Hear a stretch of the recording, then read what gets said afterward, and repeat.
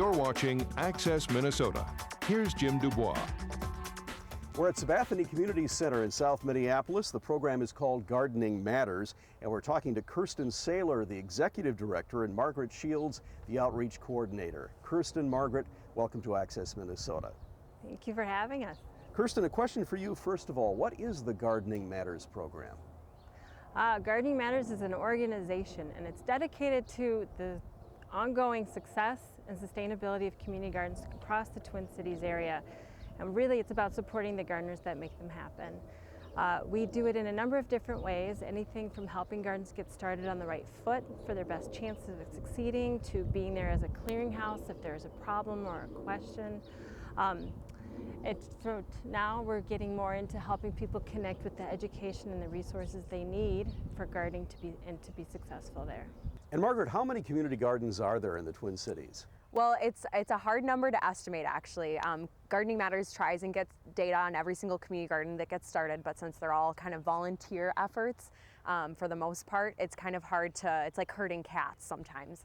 But in our database, we have over 300 community gardens that are just in the Twin Cities area. There's 450 in our database that are in the entire state of Minnesota. Some of those, I would say about 80% of those are food production gardens. So the idea that you get your plot, you pay a rental fee, and then you grow food for your own family. Others are beautification gardens, which are more like your native plants, flowers, those sorts of things, beautifying a street corner, trying to reduce crime, slow traffic, do things like that. And then others are kind of youth focused gardens, so they're programming through an organization that's supporting youth in the neighborhood. And then there's just all different forms of them. Why do you think there's such a growing interest in community gardens? So many reasons. I think, the local food movement is in style right now, so that's a big thing. People really want to be connected to local sources of food, and what's more local than homegrown. That's, I think, a big one. They're wanting to reconnect with kind of lost knowledge about how we produce our food and how we preserve our food. A lot of people say, oh, my grandma used to garden, but I don't know how to garden. I don't know how to do any of those things. And how can I both learn that knowledge myself and begin to kind of resuscitate that knowledge and pass it on to future generations, my own kids. So I think that's a really big piece. I think another thing that we're seeing is food access, so really looking at places in both urban and rural areas. It's an issue, but I'll speak kind of from an urban perspective, since that's what we deal with mostly here in the Twin Cities. So there's kind of this concept of a food desert, so places where a grocery store or a place that sells fresh, healthy food is not readily available to residents, and those places also tend to be plagued by other issues that make getting to grocery stores more difficult. And the other one that we also get when people are just calling us is they just want to connect with neighbors. They want to connect with other people. And so that these sites actually become like a third space, a kind of a community space for people to connect, learn from each other, and just kind of share resources. And Margret, what resources are needed to start a community garden? Well, I think the number one thing that you need to start a community garden is a community. Usually when people come to us to start a community garden, they're obsessed with all of the different elements of starting a community garden. Of course, you need soil, sun, plants, seeds, hoses, all sorts of other things. But we always say, before you do any other of that resource finding, you need to start gathering people to support your community garden. We always ask, we give a free startup workshop to community groups, and we always say you need to gather at least 10 people for that first community workshop, and honestly, better if it's even more than that, because it can't be a one-man show. It has to be a community effort if it's going to be a sustainable community garden. Margret, when you talk about a food desert, it's the absence of food stores that offer healthy, quality foods. To what extent does the community garden concept help to alleviate the food desert issue? I absolutely think it's one of the key players in helping to alleviate the food desert issue. I think, as I was saying before, there's a lot of lost knowledge in our communities about food production, so just helping people feel like that they're capable of growing their own food is going to help people start growing their own food, and which of course, it by definition increases access, their own access to food. But I think it also grows a greater conscience about why is it that my community doesn't have a grocery store. It's a grounds for organizing on issues like that face our communities. It's a place where you can connect with other people, where healthy food is important to them, and they can start talking about it in their communities. And what are ways that our community garden, not just in the act of growing our own food, but in our daily lives as neighbors and as residents and as voters of our communities, how can we really organize around this issue and confront food deserts? How can we bring a grocery store into our communities? And that happens when you get people together growing their own food, and that's a really amazing thing. So really looking at the indirect benefits of community gardens as that third place for growing food. Jim, if I could just add to that.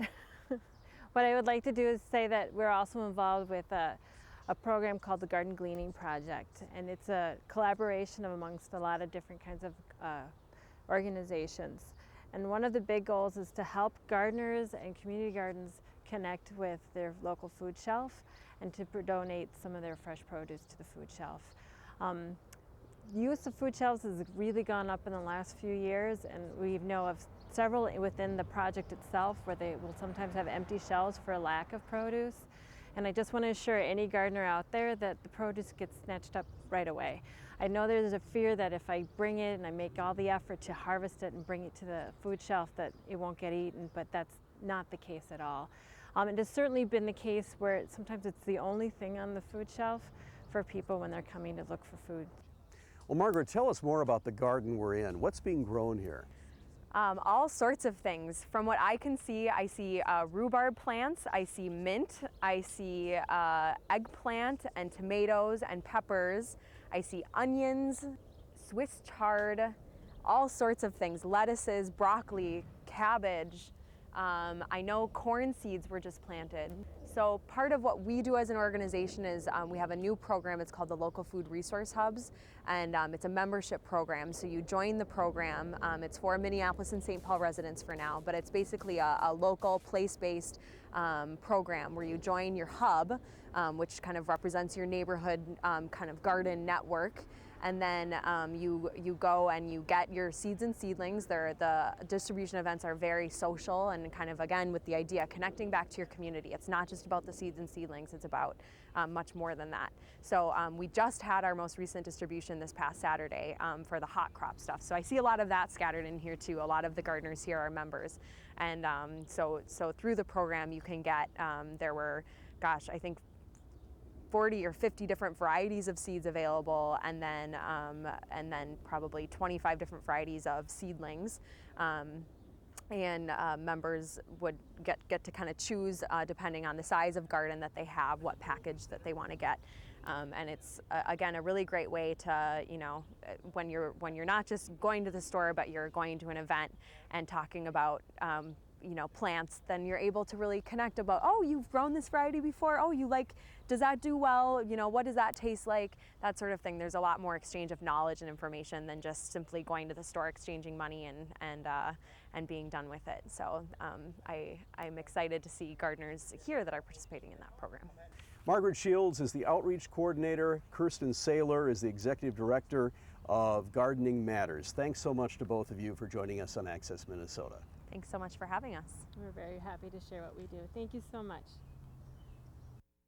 Gardening Matters also has a program to help people compost. Rebecca Harnik walks us through her Compostadores project. Hi, I'm Rebecca Harnik. I'm the Compostadores project coordinator here at Gardening Matters. We're standing here in the Sabathani Community Garden in front of one of the compost bins that the Compostadores have built. We're a group of community-based composters working to keep the nutrients in the neighborhood. The idea is that we have these community assets of food waste. Currently, the EPA has announced that only 3% or less of all food waste that we produce in this country is composted.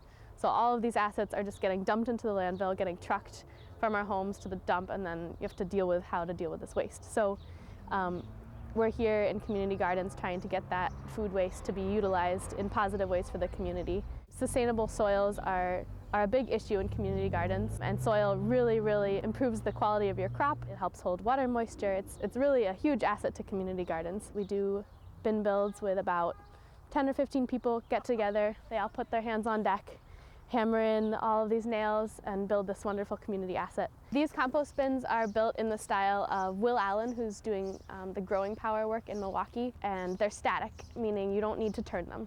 So that's really a nice thing for a community garden. We use recycled food grade pallets, so they don't have any of those creepy chemicals in them. And we wrap it in hardware cloth, this dense cloth here. We build a nice lid for it. It can hold 2,000 pounds of food waste. And we've built close to 50 of these in community gardens and market gardens and backyards all over the Twin Cities. And we've got quite a docket ahead of us for what we'll be building this summer and the fall. When Access Minnesota returns, we'll hear from U of M Associate Professor Janine Cavender-Bears on her recent study on the differences between rural and urban plants.